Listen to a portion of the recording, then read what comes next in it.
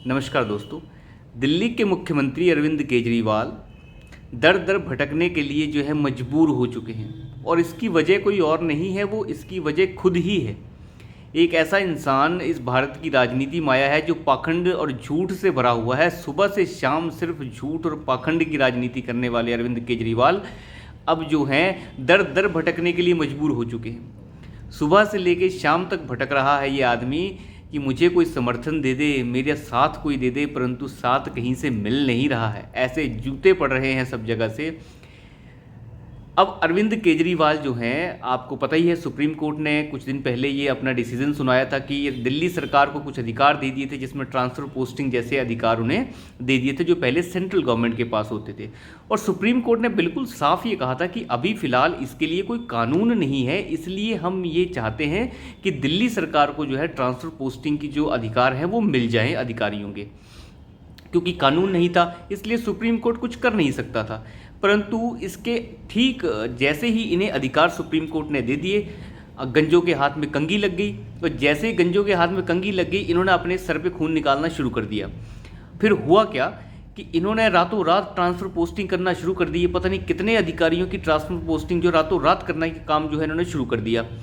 सारे के सारे अधिकारी भौचक्के रह गए, पागल होने लग गए। बिल्कुल ऐसा माहौल हो गया कि सारे के सारे अधिकारी बिल्कुल हड़बड़ाहट में आके केंद्र सरकार के पास अपनी दिक्कतें लेके पहुंचने लग गए कि ये तो जी एकदम से हटाने का काम कर रहे हैं, हर किसी को हटाने की बात कर रहे हैं, धमकियां दे रहे हैं। रात के 12 बजे जो है ऑफिस में घुस रहे हैं और फाइल्स जो हैं, भ्रष्टाचार की जो फाइल्स हैं उन्हें जो है हासिल करने की कोशिश कर रहे हैं, फ़ोटो स्टेट्स करवा रहे हैं।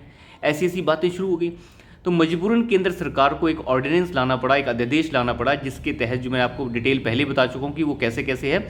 और उस अध्यादेश से जो है सारी की सारी पावर्स दोबारा से लेफ्टिनेंट गवर्नर के पास वापस आ गई और सुप्रीम कोर्ट के डिसीजन को पलट दिया गया। इसके बारे में हम पहले भी डिस्कस कर चुके हैं कि ऐसा कैसे कैसे हुआ।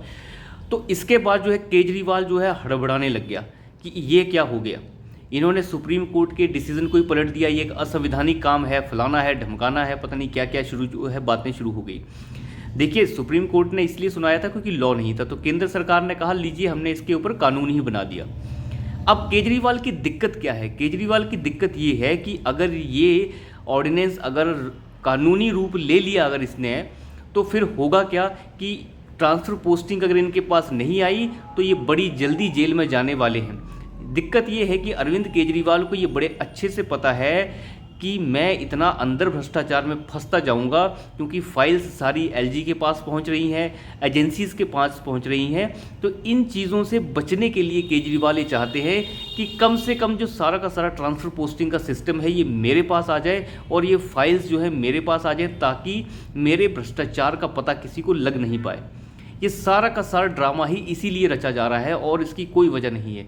इसकी छटपटाहट इतनी ज़्यादा है कि अरविंद केजरीवाल को बड़े अच्छे से पता है कि कानून आ चुका है और ये कानून जो है पूरी तरह से अपना रूप ले लेगा जब जो है ये मॉनसून सेशन में पास हो जाएगा, लोकसभा में भी और राज्यसभा में भी। और ये कानून बिल्कुल बिल्कुल ठीक है। अब ऑर्डिनेंस बिल्कुल ठीक है, इसलिए ये सुप्रीम कोर्ट का रुख अब कभी नहीं करेगा।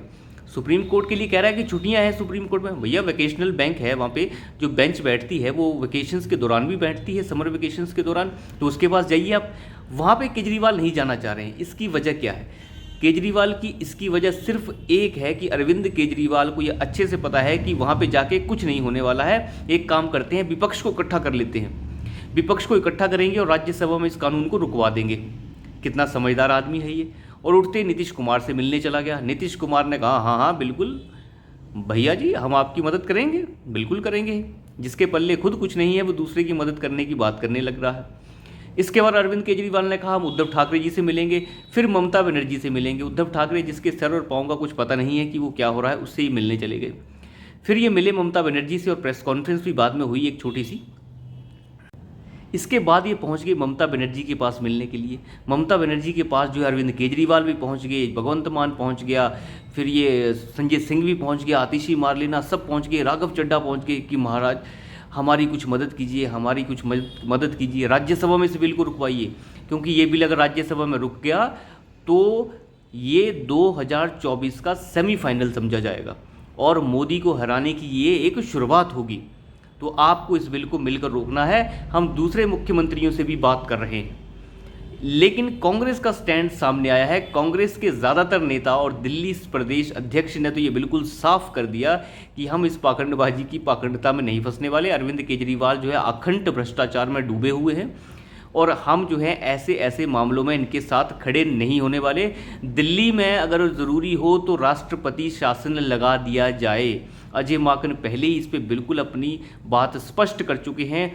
संजीव दीक्षित अपनी बात बिल्कुल स्पष्ट कर चुके हैं कि दिल्ली में जो है राष्ट्रपति शासन लगा देना चाहिए। ये आदमी बिल्कुल फेल है और ये जो है सरकार को चलाने में बिल्कुल फेल रहा है। तो देखिए कांग्रेस तो बिल्कुल हमलावर है और पूरी तरह से हमला कांग्रेस कर रही है। अब सत्येंद्र जैन का मामला आया था, तो सत्येंद्र जैन के मामले में आपको अच्छे से पता है कि सत्येंद्र जैन के मामले में क्या हुआ है। कमज़ोर सा आदमी, कंकाल सा आदमी जो है आपको देखने को मिला होगा। वो कंकाल आदमी के लिए इन्होंने कहा कि इसके तो कमज़ोर कर दिया, फलाना कर दिया। हालांकि खबरें ये निकल कर आई हैं कि वो बिल्कुल ठीक हैं, उन्हें कोई दिक्कत नहीं है। थोड़ा सा उन्हें बैक पेन हुआ था और वो भी इसलिए हुआ था क्योंकि उनकी स्पाइनल कॉर्ड के ऊपर थोड़ा सा स्ट्रेस रहता है, इसलिए वो पेन हुआ था। वो इसलिए क्योंकि उनका वज़न पहले बहुत ज़्यादा था, 100 किलो के आसपास का आदमी था, अब वो है 65-70 किलो का आदमी बन गया है। तो बड़ी अच्छी बात है, वजन कम हो गया तब तो ये बहुत अच्छी बात है। लेकिन अरविंद केजरीवाल कुल मिला के दर दर भटकने के लिए मजबूर हो चुके हैं। दर दर भटक रहा है ये आदमी और क्या कह रहा है कि मुझे समर्थन दे दीजिए। पर मैं आपको एक बात बता दूं, समर्थन तो बहुत दूर की बात है। इतने जूते पड़ेंगे जितने जूते कभी अरविंद केजरीवाल ने सोचे भी नहीं होंगे। कांग्रेस ने ये बिल्कुल साफ कर दिया जब राघव चड्ढा ने, आम आदमी पार्टी के राघव चड्ढा ने ये कहा कि हमारा समर्थन कीजिए, हमारा समर्थन कीजिए अध्यादेश को रोकने के लिए राज्यसभा में, इसको बिल का रूप मत लेने दीजिए। तो उस समय जम्मू कश्मीर के पूर्व मुख्यमंत्री उमर अब्दुल्ला ने ये बिल्कुल साफ कहा कि अरे कहाँ जा रहे हो भाई साहब। उस समय कहाँ थे जब 370 जो है पार्लियामेंट में रखी गई थी और 370 को हटाया जा रहा था, उस समय तो आप बीजेपी के साथ खड़े थे। आज आपको क्या दिक्कत है? अब क्या दिक्कत है? जब हमारी ज़रूरत पड़ी तो चिल्लाने लग गए आके।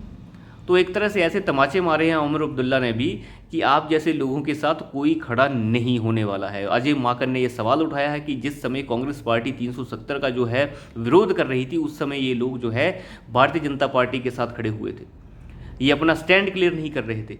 तो कहने का मतलब अरविंद केजरीवाल जो है चारों खानों से चित हो चुके हैं और दर दर भटकने के लिए मजबूर हो चुके हैं। एक ऐसा मुख्यमंत्री आज तक मैंने नहीं देखा कि कोई मुख्यमंत्री अध्यादेश को रुकवाने के लिए जो है जगह जगह से समर्थन मांग रहा हो।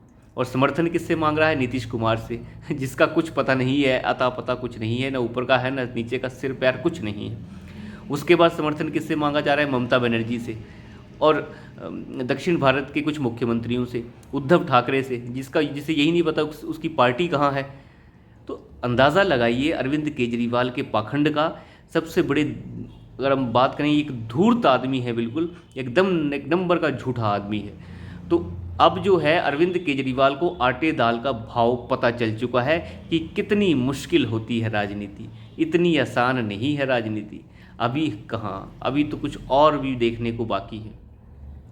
तो देखते हैं अरविंद केजरीवाल जो है और कितना गिरते हैं और कहाँ कहाँ भीख मांगते हैं। तो अभी के लिए इतना ही, धन्यवाद।